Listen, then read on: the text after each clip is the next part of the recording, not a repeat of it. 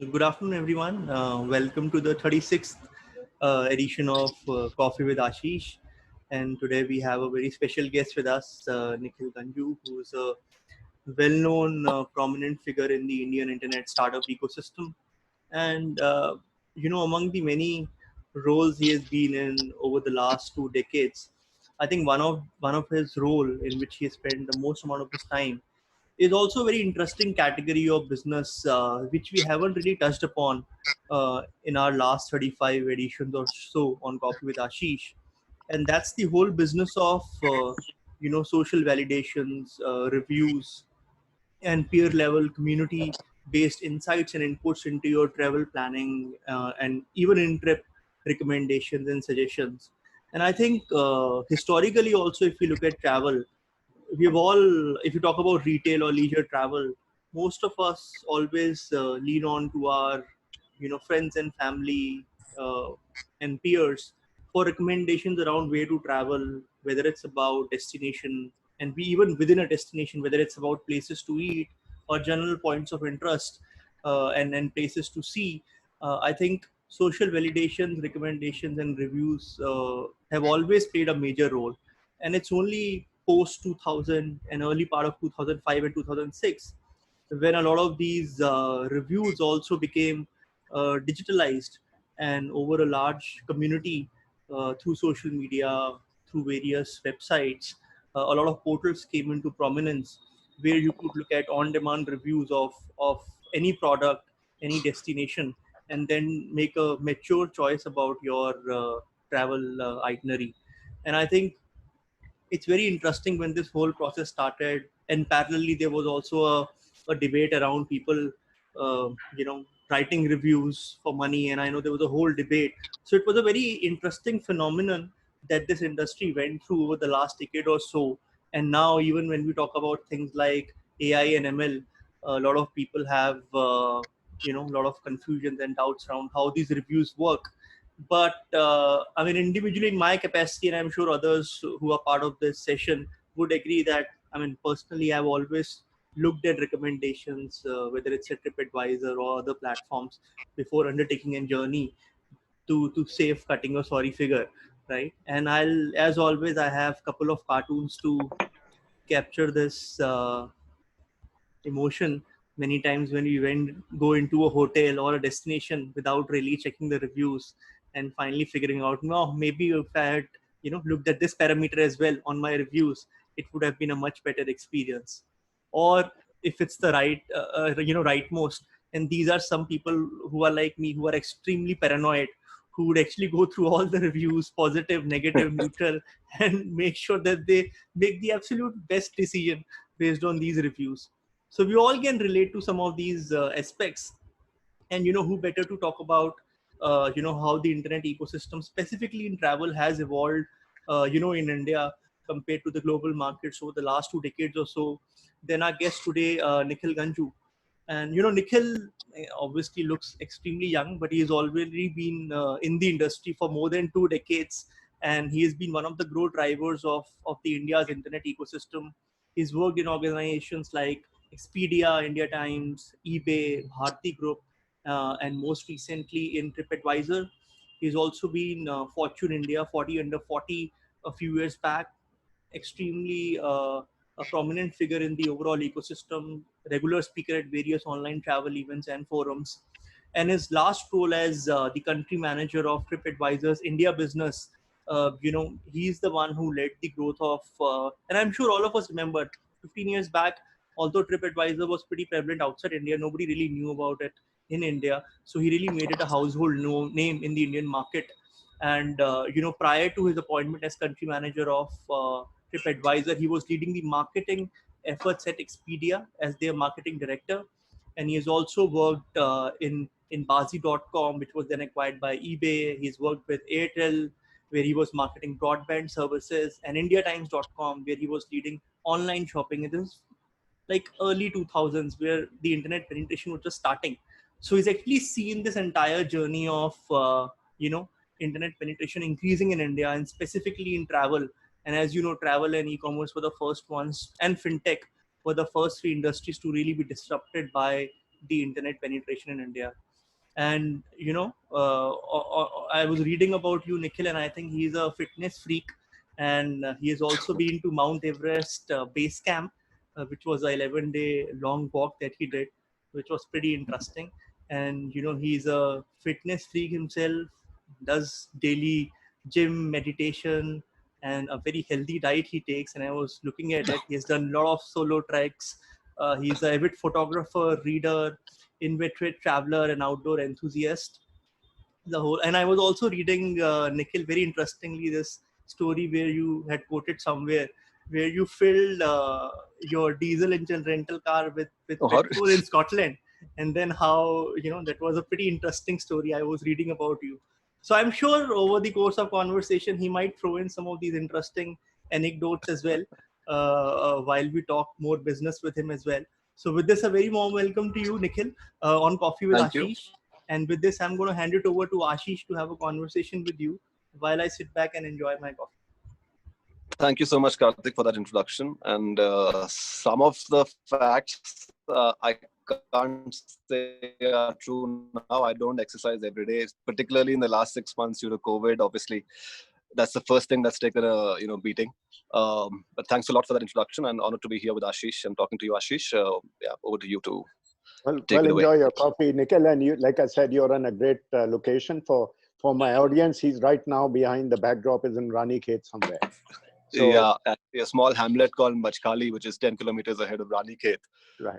And given the whole, need for isolation, I've clearly taken that seriously. Well, not so much. My folks were here. They've been here for a month, and I decided to follow them and also isolate myself in a hamlet like this. So social distancing here comes very easy. I haven't seen a single person on the road of this where I'm staying at this homestay since the morning. So clearly, isolation is the thing here. Guys, he's to let out a secret. He's actually looking at building something there.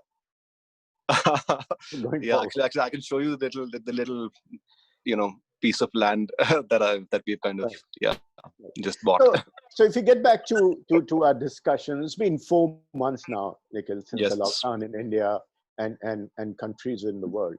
So where and when do you see the so-called green shoots? And I don't mean the shoots behind you, but the so-called green shoots in the business appearing. What's your take on it? Look, as most industry leaders and experts, will say that nobody can confidently predict a timeline for the recovery, right? It's just so confusing. We're getting mixed signals all the time. Regions which see, an abatement, it flares up again. So there's a lot of confusion right now. But having said that, and given the nature of the pandemic and given the nature of customer preferences that will change, some obvious trends seem to emerge that people will, obviously be looking at safety, sanitization, isolation as huge parameters to kind of, make their travel choices. And given that backdrop and given these new strong customer preferences that have emerged, it seems to be clear that, one area that will come back quicker than others is road trips, for example. And drive-through destinations, right? Because road trips enable a customer, enable a traveler to travel with their family, with their bubble of family and friends, at least in the commute part of the holiday. Right. And then, in the same logic, taking that same logic forward, to create that same bubble and continue with it, you obviously want to stay in an alternate accommodation or a homestay or an accommodation that you can completely kind of occupy yourself, and that you're confident that you can sanitize yourself and you're only staying within your bubble of family and friends, etc. So alternate accommodation seems to be something that will recover and is recovering. We've heard of promising reports from companies like Airbnb and Expedia that are seeing their resurgence and their recovery, whatever bounce back they are seeing, is being led primarily by alternate accommodation and homestays. And even within alternate accommodation, I think the use case really is in some segments is long-term homestays. For example, Airbnb said somewhere I read that almost 20% of their future bookings are for stays longer than 30 days. Right. So clearly there are segments of customers and travelers who are looking at this not just as a long vacation, but also as an isolation opportunity. In fact, right here in a cottage nearby, I met a couple from Gurgaon who are isolating themselves and working from home, because work from home, enables you to work from anywhere. So they are doing their work from home from here, So clearly, it's road trips, drive-to destinations, alternate accommodations are the segments within the travel ecosystem that I think will kind of start leading the recovery. And some of these trends I think might be even here to stay. Right? These trends were strong even before COVID. I think COVID will only accelerate some of these trends towards a preference for alternate accommodations. Right. Talking about before COVID, I mean, from where I sit, I've been a strong advocate of collaborating rather than competing. And Absolutely. I've been crying hoarse about how people should collaborate with each other. But do you see now in the industry a collaborative approach coming finally? Absolutely. I think if there was ever a time for various players within the ecosystem to collaborate and work closely and break down barriers, even if it's temporarily. Some of them will, of course, some of these things that will emerge from the collaborations will stay permanent. But this is that time. I mean, when, for example, OTAs and online platforms, mega online platforms can collaborate closely with their suppliers, with the accommodation suppliers on their platforms, with the airlines on their platforms, because ultimately what you're going to have to offer the traveler in this new kind of era that we are living in is you'll have to tweak your product offerings, and you'll have to work with your suppliers, your hotel accommodation, with your airlines, etc., to customize offerings that are built around safety and hygiene and isolation. Right? So you'll have to work closely with your suppliers, and collaboration therefore will become extremely important. So the whole trend of partnerships marketing, which we've been seeing over the last few years, leveraging each other's customer bases, etc., that will only become stronger, and rightly so. So yeah, the massive opportunities for to avoid the fierce competition of the last few years, the price wars, the win market share at all costs kind of approach. So I think this is a time when we can see greater collaboration between online players, offline players, the ministry, the government, etc., which might lead to like some strong permanent offerings and trends. Then there is a small matter of cost, because everybody building a parallel cost base and silos, so therefore the so-called shared services or shared environment would have to come into play even in the cost supply base. Correct. Yeah. But coming back to online marketing, which everybody now suddenly seem to be an expert in online marketing, what shape and opportunities do you see ahead yourself? I mean, you being a dyed in a wool marketing and an online guy. Absolutely. So I think when it comes to marketing, the need of the hour really, Ashish, is to increase customer confidence, because confidence in travel is shattered right now. It's at an all-time low. So I think the need of the hour is for companies, for destination marketing organizations, for all players in the ecosystem, is to build customer confidence and inspiration. And reduce customer confusion, because there's also a lot of confusion as the unlock kind of takes place, and different regions have different guidelines, different requirements for travelers to come in by road, by air, quarantine, COVID test requirements, etc., etc. It's fairly complicated. If you thought holiday planning was complicated before COVID, it's clearly become even more complicated after COVID. And therefore, the high-level role of marketing will be to kind of increase customer confidence and inspiration, and stay engaged with your customer base, and also reduce customer confusion. And companies that do a great job of handholding their customers with clear communication, with setting the expectations in grounded in reality, will do a great job of retaining their customers. Now, when it comes to crises like these, obviously, its marketing budgets and marketing relationships, agencies, marketing talent, all of that is cut and slashed first, and to some extent rightly so. So there is a crisis, you don't have any demand, some amount of performance marketing budgets, agency relationships will have to be sacrificed. But having said that, I think this is also an opportunity where marketing will play an ever more important role, in the organization, and therefore it would be fraught with risk to kind of let go of your marketing talent, or to completely slash your marketing budgets for the year, because this is a time when you will have to keep an even closer ear to the ground and listen to your customers even more, which is what marketing does, and create new product offerings, tweak your existing offerings, which will require regular engagement, research, market research, for example, a regular perusal of data that's coming in through your website, through your social media channels, to identify pockets of opportunity early. Right. For example, like I mentioned, road trips is an opportunity. Rentals is an opportunity, and large e-commerce platforms which straddle different segments of the travel ecosystem. They may not be prepared, for example, in their erstwhile systems to deal with these new pockets of opportunity. For example, if road travel suddenly becomes big, then do existing big online travel players have the campaigns on search campaigns set up, have the display campaigns set up, have the programmatic traffic acquisition campaigns set up to cater to road travel, right? So that will have to be created. So I think it's going to be even more important for companies to be agile, flexible, and more localized, and clearly more localized, because the requirements in different regions are going to be different right now. So your communication will have to be different in different regions, and you'll need to be more local than before.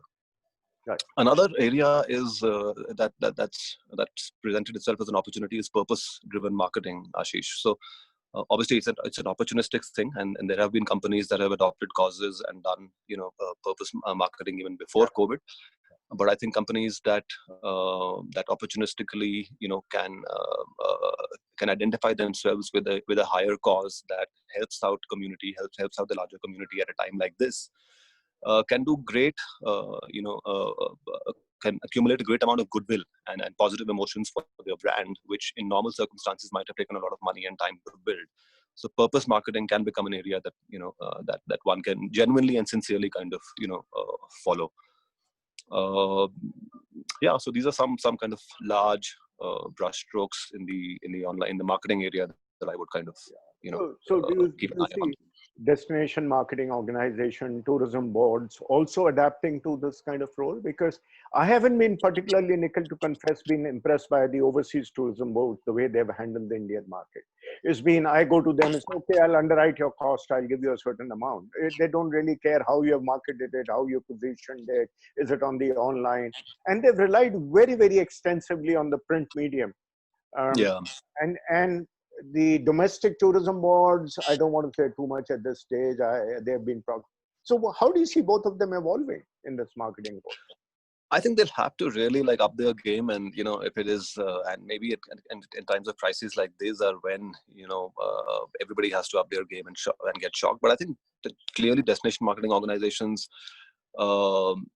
particularly seeing the trends that I mentioned earlier, road trips, etc. So there are destinations which are popular destinations, such as, and I'm focusing on domestic right now, say Rajasthan, Himachal, Uttarakhand, etc.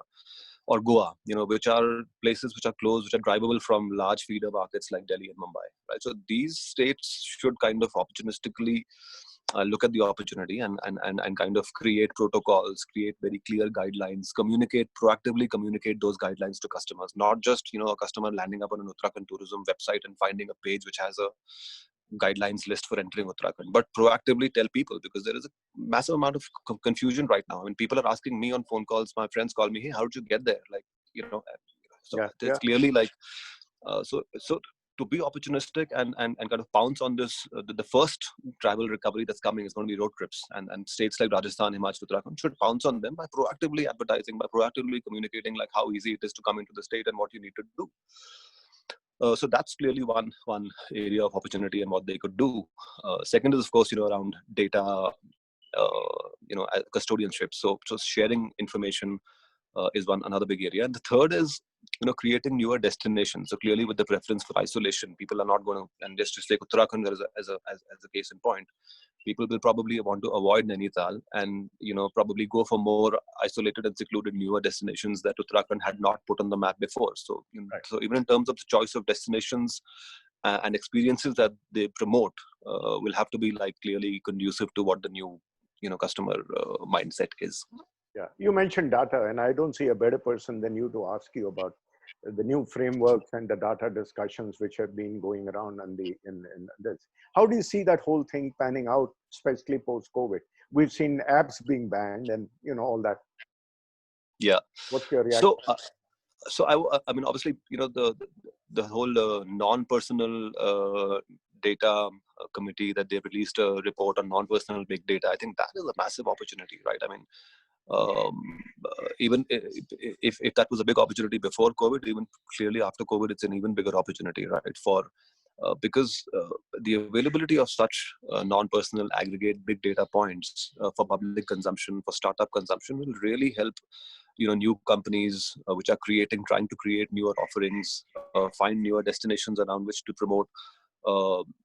Whether it's offline companies, whether you're a boutique travel agency, you will greatly benefit from these large data points that these large online companies have massive, volumes of. So, just to give some very basic, examples, it could be like the search, very nuanced search volume data that for example, Google or companies like TripAdvisor have, right? I mean, around the various segments of the travel. So, holidays or accommodation or air searches and and within these, what are the search terms that are, and these can throw a lot of light, which can help new companies and other companies to kind of tweak their offerings and create new offerings which are bespoke. Transaction information provided by e-commerce, by travel e-commerce platforms. Sure. Can indicate strong booking trends.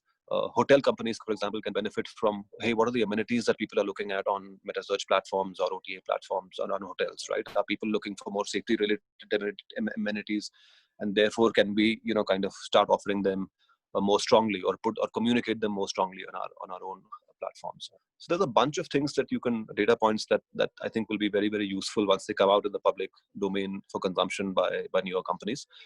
And who knows? I mean, this could also be a revenue opportunity for the government, right? As the custodian of this data, they could also, make this as paid for data. I don't know how that will pan out, but yeah, it could be an opportunity. So clearly, work in progress as far as that is concerned. Yeah, but a big opportunity. Big opportunity. So, and then, how do you see the OTA and supplier relationship affecting the ecosystem and the power?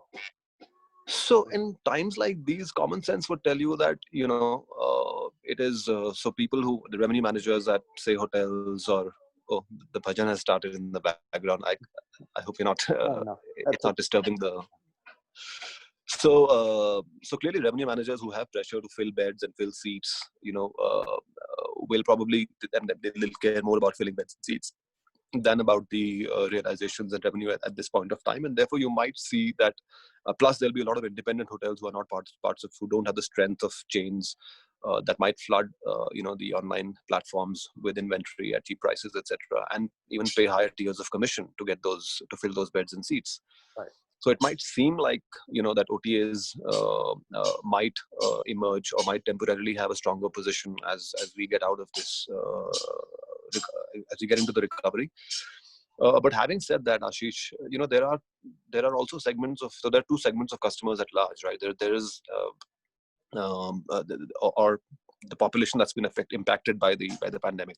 There are younger people who would feel that they are relatively safer, where the recovery rates are clearly much more positive and favorable, where they would feel more confident in traveling, and therefore they do not need that extreme amount of hand-holding, and would probably even still 7 days before a trip or within a week take an impulse decision to go and book a room on an OTA platform.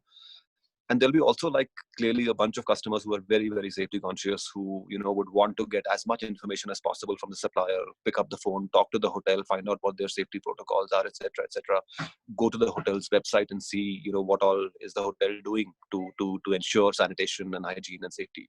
The Oberoi, for example, I think that's a fantastic job, right? I saw their website, and they've really made all their protocols extremely transparent, right from the reception to the bell desk to the to everything is laid out transparently for the customer. So I think there'll be a bunch of customers who directly then go to hotel websites, and therefore that will be a trend. That could be a source of strength and opportunity for supplier direct.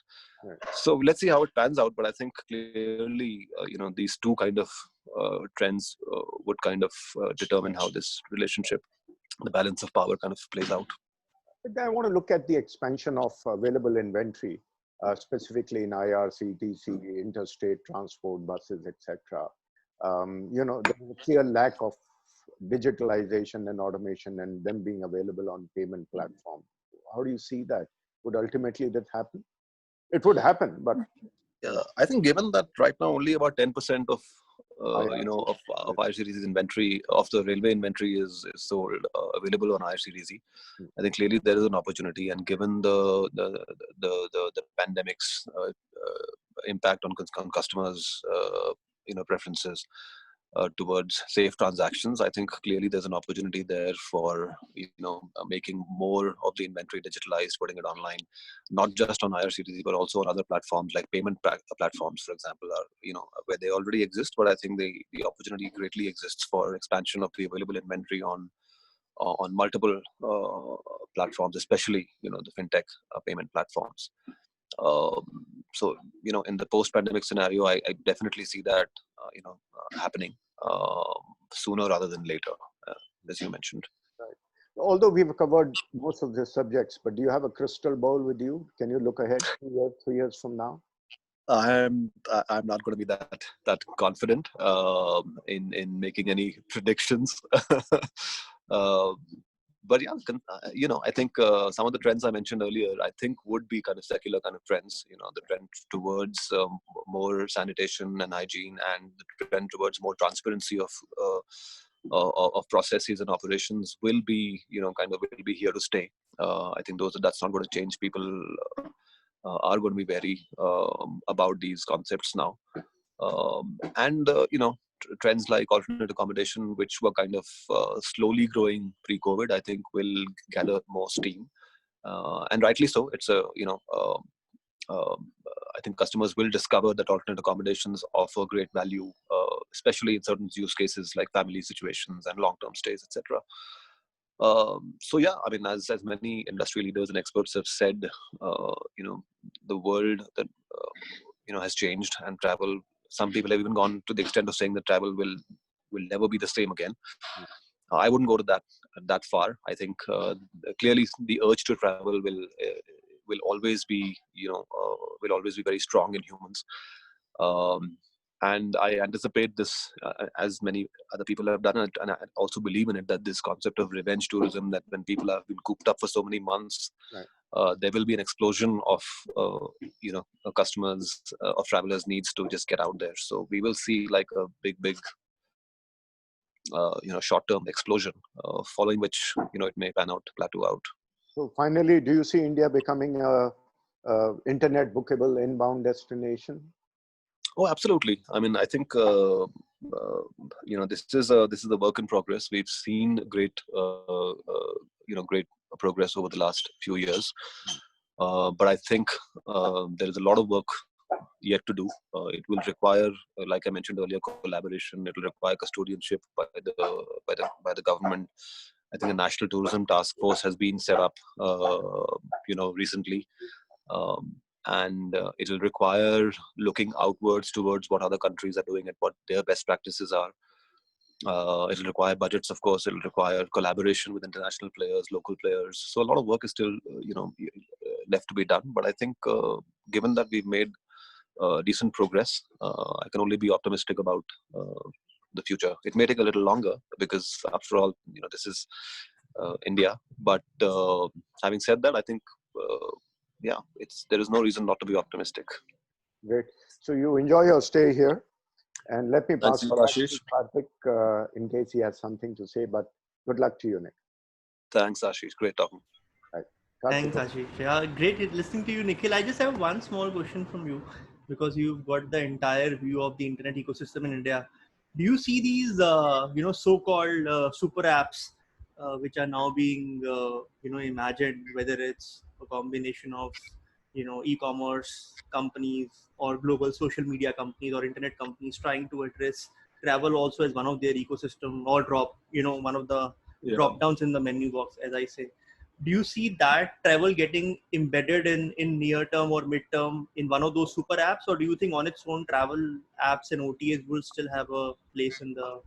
I think that answer to that would be a little bit more nuanced. So travel, again, so there'll be some segments of travel that will lend themselves easily to super apps, to a super app kind of environment. So ticketing, for example, bus ticketing, or airline ticketing might be more amenable to residing within a super app environment. But more nuanced things like hotel accommodation, rentals, holidays, etc., where there's a lot of involvement.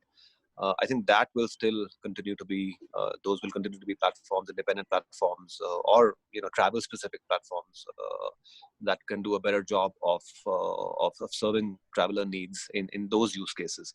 So I think there'll be some things that will lend themselves easily, and some things that will continue to stay independent, as they should be, because in that manner they serve traveler needs better.